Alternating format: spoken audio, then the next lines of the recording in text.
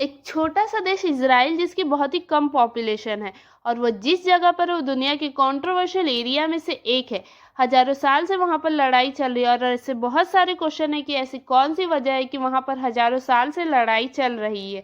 जैसे कि आए दिन हम न्यूज आती है तो हम सुनते हैं कि गाजा पट्टी, हमस, वेस्ट बैंक, टेम्पल माउंट, तो ये सारी चीजें क्या है और ऐसी क्या वजह है कि दुनिया के सारे लोग मिलकर भी इस इशू का सॉल्यूशन नहीं निकाल पा रहे। और सबसे बड़ा क्वेश्चन, इजराइल के पास ऐसा क्या है कि इतना छोटा सा देश होकर भी सारे अरब कंट्रीज को अकेले हरा दे रहा है। ये सारी चीजें हम डिटेल में डिस्कस करेंगे, लेकिन उसके लिए हमें इसकी पूरी कहानी जानना जरूरी है। और करंट सिचुएशन की बात करें तो इंडिया से वेस्ट इजराइल, ये जो आप ग्रीन कलर में देख रहे हैं इजराइल है और ग्रे कलर में वेस्ट बैंक और गाजा स्ट्रिप है, ये पैलेस्टीन देश है। पैलेस्टीन इजराइल के अंदर ही आता है। और ये जो स्टार देख रहे हैं ये जेरूसलेम है। जेरूसलेम ही मेन रीजन है मुस्लिम, क्रिश्चियन, ज्यूस में कॉन्फ्लिक्ट होने की। ये हम आगे देखेंगे। इन सब की शुरुआत होती है 1047 बीसी से। और उस समय में एक किंगडम ऑफ इजराइल हुआ करता था जिसमें ज्यूस रहते थे और उसको किंग ऑफ सोलोमन रूल करता था। किंगडम ऑफ इजराइल का कैपिटल जेरूसलेम था और इसी जेरूसलेम में किंग ऑफ सोलोमन ने जूस का फर्स्ट टेम्पल बनाया था, उसका नाम था टेम्पल माउंट। और इस टेम्पल में जूस रेगुलर पूजा करते थे। और इसके बाद 586 बीसी में बेबोलियन आते, वो इस टेम्पल को तोड़वा देते हैं। फिर पर्शियन आते, वो इस फर्स्ट टेम्पल को दोबारा बनवाते हैं। और जब दोबारा बनवाते हैं तो इसका नाम फर्स्ट टेम्पल के जगह सेकंड टेम्पल पड़ जाता है। और जब रोमन एम्पायर आता है तब वो सेकंड टेम्पल को फिर से तोड़वा देता है, तब इसकी सिर्फ वॉल बचती। इस समय कुछ जूस माइग्रेट होकर यूरोप में शिफ्ट होने चले जाते हैं क्योंकि उन्हें मारा जाता है। और जो जूस बच जाते हैं उनमें से एक परिवार में जीसस क्राइस्ट पैदा होते हैं। तो जीसस क्राइस्ट एक जूस थे। जैसे जैसे वह रोमन एम्पायर के अंदर बड़े होते वह जूस की कोर टीचिंग से हटकर जेरूसलेम एरिया के अंदर न्यू टीचिंग स्टार्ट करते। ठीक वैसे ही जैसे गौतम बुद्ध जी हिंदू थे, उन्होंने उससे हटकर बुद्धिज्म की टीचिंग दी थी और एक नया रिलीजन बुद्धिज्म बना था। उसी तरीके से जीसस ने अलग हटकर क्रिश्चियनिटी की शुरुआत की और जीसस उस एरिया में ज्यूस की आइडियोलॉजी से हटकर न्यू टीचिंग देने लगे और तेजी से फेमस होने लगे। यह बात ज्यूस को बिल्कुल पसंद नहीं है और यह बात इतनी आगे बढ़ गई कि ज्यूस ने जेरूसलेम में सबके सामने जीसस को क्रॉस पर लटका दिया और उनके पैरों हाथों में कीलें ठोक दी, जिससे उनकी जान चली। और इसकी वजह से जूस के खिलाफ काफी नेगेटिव सेंटीमेंट बन गए थे और आज की डेट तक जूस को इस चीज के लिए ब्लेम किया जाता है। पर्टिकुलर टाइम तक रोमन एम्पायर में सब कुछ ठीक चल रहा था, लेकिन ES 306 में किंग वैलेरियस की डेथ हो जाती है और उसी टाइम पे उनके बेटे कॉन्स्टेंटाइन द ग्रेट रोमन के किंग बनते। इनको क्रिश्चियनिटी बहुत पसंद आ जाती है और ये पहले राजा बनते हैं जो क्रिश्चियनिटी को अडॉप्ट करते हैं। इनके क्रिश्चियन बनने से पूरे रोम में क्रिश्चियनिटी फैलती है। क्रिश्चियनिटी तो फैलती है लेकिन जीसस को जूस ने मारा था तो जूस के खिलाफ नफरत भी फैलती है और इनके राज्य में जूस को बहुत बुरी तरीके से मारा पीटा जाता है और जूस को रोमन एम्पायर को छोड़कर दुनिया भर में भागना पड़ता है, स्पेशली कर वो लोग यूरोप की ओर जाते हैं। और जिस जगह पर जीसस को मारा गया था उस जगह पर कॉन्स्टेंटाइन द ग्रेट ने द चर्च ऑफ हॉली सेपल्कर बनवाया। ये जो चर्च बनाया था ये करीब 2 किलोमीटर की दूरी पर था टेम्पल ऑफ माउंट से। टेम्पल ऑफ माउंट को जूस जो है वो टेम्पल ऑफ माउंट कहते हैं, लेकिन मुस्लिम जो है उसे हरम अल शरीफ कहते हैं। वो हम आगे देखेंगे कि ऐसा क्यों कहते हैं। और इसके बाद 638 AD में रोमन एम्पायर को हराकर अरब आर्मी ऑफ उमर आती है। तो देखिए आज की डेट में भले ही जूस और मुस्लिम में बहुत ही लड़ाई चल रही है, लेकिन उस समय जूस को सबसे ज्यादा आराम मुस्लिम किंग के अंडर ही था, क्योंकि मुस्लिम्स इन्हें अपने तरह ही मानते थे क्योंकि इनके रिलीजन में बहुत ज्यादा सिमिलर। अरब आर्मी के कंट्रोल में जब जूस का एरिया आता है तो जेरूसलेम में जिस जगह पर जूस का सेकंड टेम्पल था वहीं पर डोम ऑफ रॉक बनता है और अलक्सा मस्जिद बनती है। और ऐसा इसलिए होता है कि वो जेरूसलेम गए थे, वहां उन्होंने प्रेयर की थी, तो जहाँ पर प्रेयर की थी वहां पर अलक्सा मस्जिद बन गई है। और प्रेयर करने के बाद उन्होंने एक पत्थर पर पैर रखा था और वहां से सीधे जन्नत के रास्ते चले गए थे। तो जिस जगह पर पैर रखा था उस जगह पर डोम ऑफ रॉक बनवाया। तो ये हो गया डोम ऑफ रॉक, ये हो गया अलक्सा मस्जिद और ये हो गया वेस्टर्न वॉल। ये जो पूरा एरिया है इसको जूस लोग टेम्पल माउंट बोलते और मुस्लिम इसे हरम अल शरीफ बोलते। जो अलक्सा मस्जिद है उसमें नॉन मुस्लिम्स अलाउड नहीं, लेकिन जूस जो है वो वेस्टर्न वॉल पे वर्शिप कर सकते हैं। और यहाँ से 2 किलोमीटर की दूरी पर चर्च ऑफ होली सेपल्कर का जो एरिया है ये 37 एकड़ का एरिया है। ये क्रिश्चियंस, मुस्लिम, जूस के लिए बहुत ही इम्पोर्टेंट है। अब आप जेरूसलम की इम्पोर्टेंस समझ सकते हैं। दो इतने बड़े रिलीजन बने, जूस और क्रिश्चियनिटी, मक्का मदीना के बाद मुस्लिम्स के लिए ये बहुत ही इम्पोर्टेंट एरिया है। इसलिए इस एरिया को लेकर बहुत ही बड़ा इश्यू, तीनों कम्युनिटी इस एरिया को लेना चाहती। देखिए, जूस में जब जब रूलर आए तो ये लोग अपना लैंड छोड़कर दुनिया भर में गए, स्पेशली कर यूरोप में गए, क्योंकि वह पास। लेकिन जूस जो है अपने लैंड को कभी भूले नहीं थे। जूस दुनिया में कहीं पर भी रहते, लेकिन जेरूसलम में जो टेम्पल है, टेम्पल ऑफ माउंट, उसकी तरफ मुंह करके ही पूजा करते। और आज की डेट में कोई भी अगर जूस होगा तो ऐसे ही पूजा करता। अब देखिए, ये 1891 आता है और जूस का जो किंगडम वाला एरिया रहता है उसमें अरब आ गए थे। लेकिन अब दुनिया भर के जो जूस थे और स्पेशली कर यूरोप के जूस अपने लैंड वापस जाने की बात कर रहे थे। सेम ईयर 1891 में एक जूस राइटर थे लियोन, उन्होंने एक किताब लिखी ऑटो इमेंसिपेशन। इसमें उन्होंने लिखा कि यूरोप में जूस के खिलाफ बहुत ही बुरा हो रहा है। यूरोप में कोई भी लॉ बना दिया जाए जूस के लिए, लेकिन जो यूरोपियन है जूस को कभी भी अपने बराबर का नागरिक नहीं मानेंगे। जूस को अपनी किस्मत खुद लिखनी होगी और एक इंडिपेंडेंट जूस स्टेट बनाना होगा। इस पूरी चीज को लेकर जूस ने एक मूवमेंट भी स्टार्ट किया जिसको नाम दिया जियोनिज्म मूवमेंट। और इस मूवमेंट का पर्पस था कि जूस को अपना लैंड वापस मिल जाए।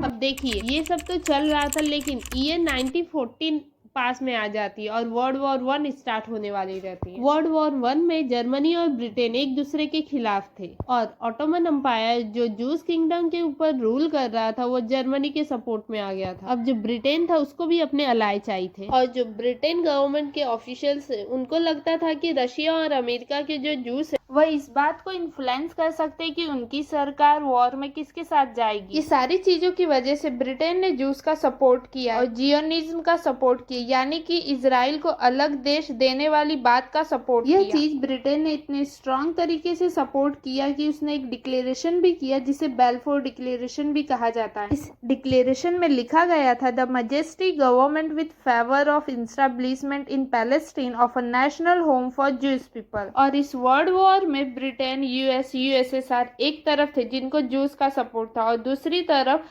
जर्मनी जिसको ऑटोमन एम्पायर का सपोर्ट। और 1918 में वर्ल्ड वॉर खत्म होती है और इन सब में ब्रिटेन की जीत होती है। और जैसे ही जीत होती है तो सबसे पहले ऑटोमन एम्पायर जो जूस किंगडम के ऊपर रूल कर रहा था उसे हटाया जाता और ब्रिटिशर्स रूल करना स्टार्ट कर देते हैं। अब देखिए, वॉर के अंदर ब्रिटिशर्स का जूस ने खुलकर सपोर्ट किया था और ब्रिटिशर्स जीत गए थे, तो सबको पता था कि ब्रिटेन जूस को इसका रिवॉर्ड देगा। ब्रिटेन ने जो बेल्फोर डिक्लेरेशन में लिखा था उसे फॉलो किया और जो यूरोप में जूस रहते थे उन्हें पैलेस्टीन भेजना, यानी जहां जूस पहले रहते थे वहां भेजना स्टार्ट। पैलेस्टीन वाले एरिया में पैलेस्टीन ज्यादा थे, यानी अरब ज्यादा थे, लेकिन जूस उस एरिया में आकर कुछ कुछ एरिया पकड़कर रहने लगे थे। भले ही जूस हजारों साल पहले पैलेस्टीन में रहा करते थे, वो उनका लैंड है, लेकिन जब उन्हें दुनिया भर से इकट्ठा करके, स्पेशली यूरोप से इकट्ठा करके लाया जा रहा था, तो पैलेस्टीन और उसके आसपास के देश को यह चीज अच्छी नहीं लगी और वो इस चीज का विरोध करने लगे। अब देखिए, एक तरफ जूस यूरोप से वापस पैलेस्टीन आ रहे थे जिसका ब्रिटिशर्स सपोर्ट कर रहे थे और दूसरी तरफ जो जूस की ऑर्गेनाइजेशन थी उन्होंने जूस को फंड करना स्टार्ट कर दिया, यानी पैसे देना स्टार्ट कर दिया और उस पैसे से जूस पैलेस्टीन वाले एरिया में अपना लैंड खरीदना स्टार्ट कर दिया। ईयर 1878 के ऑटोमन सेंसस के अनुसार पैलेस्टीन एरिया की पूरी पॉपुलेशन 4.7 लाख थी, उसमें से 25,000 जूस थे और बाकी सारे अरब थे। और ईयर 1914 आते आते इनकी संख्या 85,000 तक पहुंच जाती है और आगे चलकर ये लाखों में पैलेस्टीन में पहुंच जाते हैं। एक तरफ ब्रिटिश अरब से कहते हैं कि वह वहां पर शांति चाहते और दूसरी तरफ जूस को पैलेस्टीन भिजवा रहे थे। ईयर 1922 में ब्रिटेन का एक वाइट पेपर मिला तो पता चला कि ब्रिटेन ये सब जानबूझकर करवा रही, जिससे उसे बहुत ज्यादा फायदा हो रहा है। फूट डालो राज करो की जो स्ट्रेटेजी थी वो यहाँ पे ये लोग अप्लाई कर रहे थे। जैसे इंडिया के साथ भी इन लोगों ने यह चीज करी। अरब ने मल्टीपल टाइम्स ब्रिटिशर्स को बोला कि जो यहाँ पर जूस का इमिग्रेशन है उसे लिमिट कर दो, लेकिन ऐसा कुछ नहीं हुआ। 1919 से लेकर 1923 के बीच में ईस्टर्न यूरोप से 13,000 जूस पैलेस्टीन आए। 1924 से लेकर 1926 के बीच में पोलैंड से 15,000 जूस पैलेस्टीन आए। ईयर 1933 से लेकर 1936 के बीच में 1,17,000 जूस पैलेस्टीन आते हैं। जो जूस कम्युनिटी थी उनकी भी मजबूरी थी, उन्हें वापस जाना पड़ रहा था क्योंकि हिटलर का राइज तेजी से बढ़ रहा था और जो हिटलर के इन्फ्लुएंस में जितनी भी कंट्री थी हर जगह जूस को मारा जा रहा था। एक तो पहले ही जूस को जीसस क्राइस्ट की मौत के बाद क्रिश्चियन विरोधी मानते थे और जो दूसरी चीज थी, जो जूस थे वो ब्याज का काम करते थे, यानी मनी लैंडर्स का काम करते थे, जिसको क्रिश्चियनिटी में सही नहीं माना जाता था। चर्च भी इस चीज को अलाउ नहीं करते थे। जब क्रिश्चियंस नहीं करते थे तो जो जूस थे वो ये काम करते थे। तरीके से जो आम जनता थी वह भी जूस से नफरत करने लगी थी और साथ साथ इनके साथ वायलेंस, डिस्क्रिमिनेशन, रॉबरी वगैरह इनके साथ करने लगे थे। और जो जूस यूरोप में रहने लगे थे उनके प्रोफेशन, उनकी जमीन छीनी जाने लगी, वो पब और पब्लिक स्पेसेस में अलाउड नहीं थे। और ईयर 1935 में न्यूरमबर्ग लॉज भी आए जिसकी वजह से जूस नॉन जूस से शादी भी नहीं कर सकते थे। उनकी सिटीजनशिप भी छीन ली गई थी, उन्हें कॉन्सेंट्रेशन कैंप में डाला जाने लगा और उन्हें सेकेंड क्लास सिटीजन की तरह ट्रीट किया जाने लगा था। इनफैक्ट वर्ल्ड वॉर 2 के समय हॉलोकॉस्ट हुआ था जिसमें 60 लाख जूस को मार डाला गया था। तो जो जूस थे उन्हें पैलेस्टीन पहुंचने के अलावा और कोई ऑप्शन नहीं था और वो बहुत तेजी से पैलेस्टीन जा रहे थे। उनकी पॉपुलेशन उस पर्टिकुलर एरिया में अरब से भी ज़्यादा पहुंच गई थी।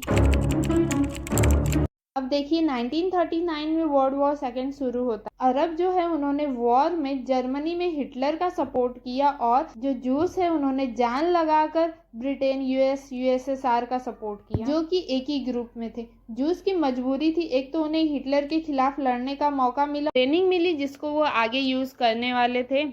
सेकेंड वर्ल्ड वॉर खत्म होती है और जर्मनी इस वॉर में हार जाता है। इस वॉर में लाखों में जूस अपनी जान गंवाते हैं। जूस की एक बात रही है कि वह कभी भी वॉर हारते नहीं थे क्योंकि हमेशा से उन्होंने अपने अस्तित्व के लिए लड़ाई लड़ी है। जब सारी अरब कंट्रीज ने मिलकर अटैक किया था तो इन्होंने पूरी दुनिया को चौंका दिया था। इसके बारे में हम आगे बात करेंगे। सेकेंड वर्ल्ड वॉर खत्म होने के बाद सारे देश मिलकर यूएन बनाते ताकि लड़ाई को रोका जा सके और ऐसे आगे और लड़ाई ना हो, जो दुनिया की प्रॉब्लम है उसे सॉल्व किया जा सके। लेकिन यूएन में उस टाइम पे उनकी चल रही थी जो वॉर जीते हो, जैसे ब्रिटेन, यूएस, यूएसएसआर। जिस हिसाब से जूस ने ब्रिटेन, यूएस, यूएसएसआर का वॉर में सपोर्ट किया और अपनी जान दांव पर लगा, उस चीज का रिवॉर्ड मिलने का वक्त आ गया था। ऐसा वर्ल्ड वॉर जीतने के बाद ऐसा माना गया था जो जूस थे उन्हें उनका देश वापस मिल जाएगा। ब्रिटेन ने जूस को उनका देश वापस मिलना चाहिए, इसके लिए जो बेल्फोर डिक्लेरेशन किया था उसको यूएन में दे दिया। फरवरी 1947 में ब्रिटेन के फॉरेन सेक्रेटरी अर्निस्ट ने कहा कि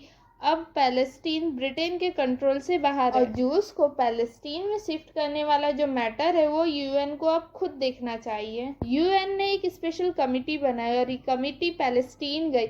इस कमिटी में 11 देशों के लोग थे। इन्होंने कहा कि पैलेस्टीन में सिर्फ 1/3 पॉपुलेशन ही जूस का है और बाकी 2/3 पॉपुलेशन अरब, जबकि टोटल लैंड का सिर्फ 6% एरिया जूस के पास है। और यह बोलने के बाद यूएन की कमेटी ने एक हिस्टोरिकल फैसला लिया। उन्होंने कहा पैलेस्टीन वाला जो एरिया है जहां पैलेस्टीन भी रहते, जूस भी रहते और जेरूसलेम भी है, यह 3 रिलीजन के लिए बहुत ही इम्पोर्टेंट प्लेस है। तो इसका एक ही सॉल्यूशन है, एक देश इजराइल के नाम से बनाकर जूस को दे देना चाहिए और उसी एरिया में एक देश पैलेस्टीन के नाम से बनाकर पैलेस्टीनियों को दे देना चाहिए और जो जेरूसलेम है उसको किसी को नहीं देना चाहिए, उसको यूएन के कंट्रोल में रखना चाहिए। यूएन में जब भी कभी ऐसा डिसीजन होता है तो सारे देश मिलकर वोटिंग करते हैं और वोटिंग के जरिए ही डिसाइड होता है ये जो फैसला है पास होगा या नहीं, और इसके बाद वोटिंग होती है और सारे देश इसके सपोर्ट में वोट करते हैं। इंडिया अकेला ऐसा देश था जो नॉन मुस्लिम था, उसने पैलेस्टीन के सपोर्ट में वोट किया था कि पैलेस्टीन का बंटवारा नहीं होना चाहिए। बाकी जितने भी अरब कंट्रीज थे उन्होंने भी कहा था कि पैलेस्टीन का बंटवारा नहीं होना चाहिए, लेकिन फिर भी बंटवारा होता है क्योंकि बाकी जितने भी देश थे उन्होंने इस फैसले के फेवर में वोट किया था और यह चीज पास हो जाती 1947 में। यूएन डिवाइड करके मैप रिलीज कर है कि इस तरीके से इस एरिया में बंटवारा होगा और कौन सा एरिया किसके अंडर आएगा। यूएन ने जब फैसला सुनाया था और मैप रिलीज किया था उससे पहले 1946 में ये वाला मैप, इसमें जो आप लोग व्हाइट वाला पार्ट देख रहे हो ये जूस पॉपुलेशन का था और ग्रीन वाला पार्ट पैलेस्टीन पॉपुलेशन का था। यूएन ने जो बंटवारा किया वो बहुत ही शॉकिंग था क्योंकि इजराइल को वो वाला एरिया भी मिला जहाँ पर जूस पॉपुलेशन नहीं थी। यह ऑफिशियल मैप था जो यूएन ने रिलीज किया था बंटवारे के हिसाब से, और जो जेरूसलम वाला पार्ट है उसको यूएन के अंडर में रखा गया था। यूएन ने जो पार्टीशन किया था इससे अरब देश बिल्कुल खुश नहीं थे, लेकिन जो जूस थे वो खुश थे अपने इजराइल के मिलने पर। और इस डिसीजन के बाद जो ब्रिटिशर्स थे जो इस एरिया पर राज कर रहे थे वो इसे छोड़कर चले जाते हैं। और ब्रिटिशर्स के जाने के अगले दिन ही सारे अरब कंट्रीज यानी Egypt, Syria, Jordan, Saudi, Lebanon, Yemen, Iraq, ये सारे मिलकर इजराइल के ऊपर वॉर स्टार्ट कर देते हैं। हर किसी को लग रहा था कि इतने सारे अरब देश है तो आराम से जीत जाएंगे, लेकिन इन सब का उल्टा हुआ और अरब कंट्रीज को पीछे हटना पड़ा। यूएन ने इजराइल को जो एरिया दिया था, इजराइल ने अब उससे ज्यादा एरिया कब्जा कर लिया था, तो ये जो दाव था अरब देशों का ये पूरा उल्टा पड़ गया। यूएन ने जो एरिया दिया था वो ये एरिया दिया था, लेकिन जूस ने इस लड़ाई के बाद ये पूरा हिस्सा भी अपने हिस्से में कर लिया। और इसके बाद 1950 आता है, इजराइल एक लॉ पास करता है जिसको कहा जाता है लॉ ऑफ रिटर्न। इस लॉ का मतलब था दुनिया में कोई भी जूस कहीं पर भी रहे उसे इजराइल की सिटीजनशिप दे दी जाए और वह जब मन करे इजराइल आ सकता है। और ये ओरिजिनल स्टैंप है जो उस टाइम पे लगता था जब जूस इजराइल वापस आते थे।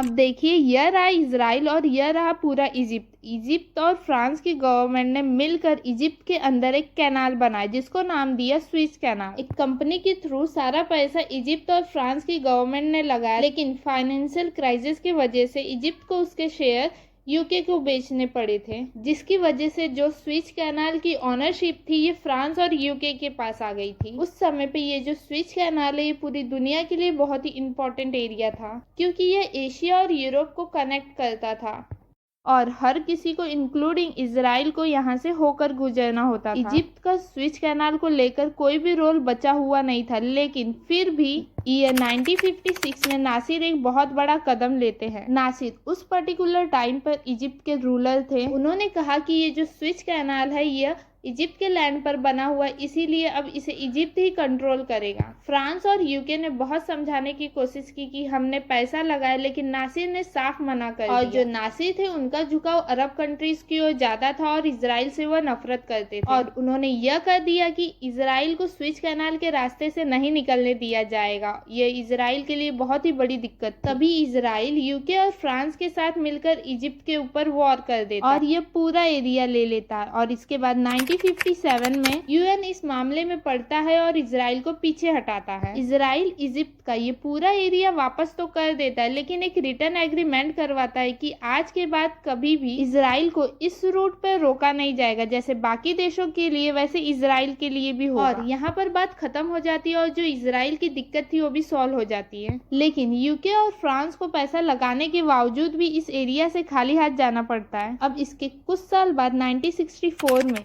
अरब देशों ने मिलकर इजिप्ट के अंदर एक मीटिंग की जहां पर उन्होंने एक ऑर्गेनाइजेशन बनाई जिसको नाम दिया पैलेस्टीन लिबरेशन ऑर्गेनाइजेशन, जिसे पीएलओ भी कहते हैं। पीएलओ एक तरीके से जितने भी पैलेस्टीनियन थे उनका आर्मी और पॉलिटिकल लेवल पर रिप्रेजेंटेशन करती थी। पीएलओ का मेन काम था इजराइल से पैलेस्टीन वापस लेना और उनको उनका लैंड दिलवाना। इजराइल ने ये जो अटैक किया था इजिप्ट के ऊपर, इजिप्ट के लीडर नासिर इस चीज से बहुत नाराज थे, तो इन्होंने 1967 में बाकी सारे अरब कंट्रीज से बात करके स्ट्रेट ऑफ तिरान का एरिया का ये जो एरिया है जहां से इजराइल बाकी सारे देशों को अपना सामान भेजवाता है वह रास्ता रोक दिया जाता है। नासिर को पता था कि इजराइल अब अटैक करेगा, इसलिए उसने पहले ही सारे अरब कंट्रीज के साथ मिलकर इजराइल के खिलाफ अटैक प्लान किया। लेकिन पता नहीं इजराइल के पास ऐसी क्या चीज है कि उसने सारे अरब कंट्रीज को एक साथ हरा दिया और जो इजिप्ट का लैंड उसने पहले कब्जा किया था उसे फिर से दोबारा कब्जा कर लिया। इसके साथ साथ गाजा पट्टी और वेस्ट बैंक का जो एरिया था उसे भी इजराइल अपने कब्जे में कर लिया। बाद में यूएन फिर बीच में पड़ता है और इजिप्ट का जो एरिया था वह तो वापस हो जाता है, लेकिन बाकी का एरिया इजराइल ही कंट्रोल करता है।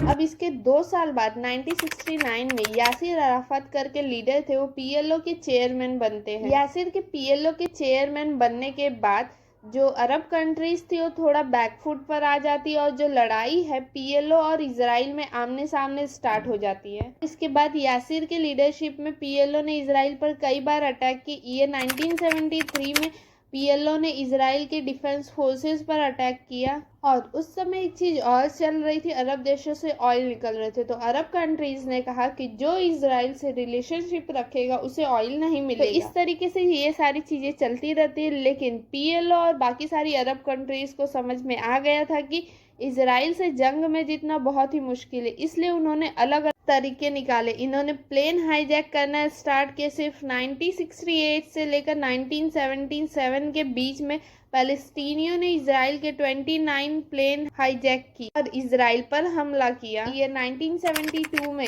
5 पैलेस्टीनियों ने जर्मनी के अंदर इजराइल एथलीट्स के अपार्टमेंट पर हमला कर दिया। ये सब चीजें कर कर पीएलओ को काफी अटेंशन मिल रही थी और इससे इजराइल बहुत परेशान हो रहा। और इसके बाद पीएलओ के हेड यासिर को यूएन के मीटिंग में भी बुलाया जाने लगा। इससे इजराइल को समझ में आ गया था कि जो पीएलओ है वो आगे जाकर बड़ी मुश्किल खड़ी करेगा और इजराइल को पता था कि पीएलओ के ज़्यादातर फाइटर लेबनान में रहते, क्योंकि इजराइल उन्हें अपने आसपास वाले एरिया में टिकने नहीं देता था। इसलिए इजराइल ने बिना कुछ सोचे समझे लेबनान पर हमला कर दिया। इसमें 18,000 से भी ज्यादा लोगों की जान जाती, जिससे पीएलओ को बहुत ही ज्यादा नुकसान होता है और पीएलओ काफी हद तक वीक भी हो जाता है। इन सब से परेशान होकर पीएलओ को भी रियलाइज होता है और ये 1988 में पीएलओ 2 स्टेट मॉडल रिप्रेजेंट कर। देखिए, पहले जो पैलेस्टीनियन थे वो जूस को पूरी तरह भगाकर इजराइल को पैलेस्टीन बनाना चाहते थे। बाद में उनको रियलाइज हुआ कि यह चीज इतनी आसान नहीं है, तो उन्होंने कहा कि एटलीस्ट यूएन ने जो डिसाइड किया वो तो उन्हें मिल जाना चाहिए। लेकिन अब इजराइल वह भी देने को तैयार नहीं है, क्योंकि इजराइल का मानना है कि आगे चलकर 50-60 साल हो जाएंगे और अरब कंट्रीज और ज्यादा स्ट्रांग हो गई तो 100% इजराइल के ऊपर हमला करेगा और जो इजराइल है वो जूस के हाथ से फिर से चला जाएगा और इजराइल के लोग का अस्तित्व खत्म हो जाएगा। तो भले ही अभी पीस ऑफर कर रहे, लेकिन आगे चलकर दिक्कत होगी, तो इसलिए उन्होंने क्लियरली कर दिया कि वह अपनी स्ट्रेटेजिक लोकेशन बिल्कुल वापस नहीं करेंगे। लेकिन 1993 में ओस्लो एकॉर्ड्स के लिए इजराइल एग्री भी हो गया, जिसमें यह था कि पैलेस्टीन को वेस्ट बैंक और गाजा पट्टी वाला एरिया दे दिया जाएगा और यासिर जो पीएलओ के लीडर है उन्हें प्रेसिडेंट बना दिया जाएगा, जिससे दोनों जो देश शांति से रह पाएंगे। और दोनों देश इसके लिए एग्री भी हो जाते हैं और 13 दिसंबर 1993 को व्हाइट हाउस लॉन में दोनों देश एग्रीमेंट साइन भी करते हैं। अब सबको लग रहा था कि यहाँ से शांति हो जाएगी, लेकिन यह एग्रीमेंट साइन करने के बाद भी इजराइल ने कुछ फॉलो नहीं किया। गाजा के अंदर जो इजरायली सिटीजन थे उनको लगातार भेजते रहे और जो डेडलाइन थी पैलेस्टीन की एरिया को ट्रांसफर करना, उसे भी इजराइल ने फॉलो नहीं किया। जो पैलेस्टीन की आम जनता थी उनका इजराइल से विश्वास ही उठ गया और जो पैलेस्टीनी जनता थी वो कहने लगी कि पीएलओ इजराइल के चक्कर में पड़कर सब कुछ खराब कर देगा। और यहाँ से एंट्री होती है हमस। पैलेस्टीनी रेडिकल लोग एक तरह की ऑर्गेनाइजेशन बनाते हैं और ये इजराइल के ऊपर गुरिल्ला वॉर की तरह अटैक करते हैं और जितना भी हथियार वगैरह होता है पैसे से हथियार से अरब देश जो है इनका सपोर्ट करती है। और इन सब में एक परेशानी और आ रही थी, चाहे वो पीएलओ हो या इजराइल हो, दोनों तरफ से अगर कोई नेता पीस की बात करेगा तो उसे लोगों का सपोर्ट नहीं मिलता था। और एक टाइम जब इजराइल सॉफ्ट हुआ था तो उनके पीएम को ही मार दिया गया था और जब पीएलओ सॉफ्ट हुआ और उसने पीस की बात करी तो पीएलओ वीक होता गया और हमस स्ट्रांग हो गया और इन सब चीजों से इस चीज का सॉल्यूशन नहीं निकल पा रहा था। और अभी जो करंट सिनारियो है वह हमस जो है गाजा पट्टी से आए दिन इजराइल के ऊपर अटैक करता है। 3-4 बार इजराइल भी अटैक कर चुका है और यह लड़ाई आए दिन चलती रहती है। लेकिन अभी भी क्वेश्चन वही है कि जेरूसलम पर किसका हक होगा, किसको अपनी जमीन मिलेगी और लड़ाई इस चीज की अभी भी चल रही है। कोई लीडर पीस की बात करता है तो पब्लिक उसे हरा देती है या मार देती है। अब तक के लिए बस इतना ही। आगे और ऐसी इन्फॉर्मेटिव वीडियो देखने के लिए नीचे के सब्सक्राइब बटन को क्लिक करें।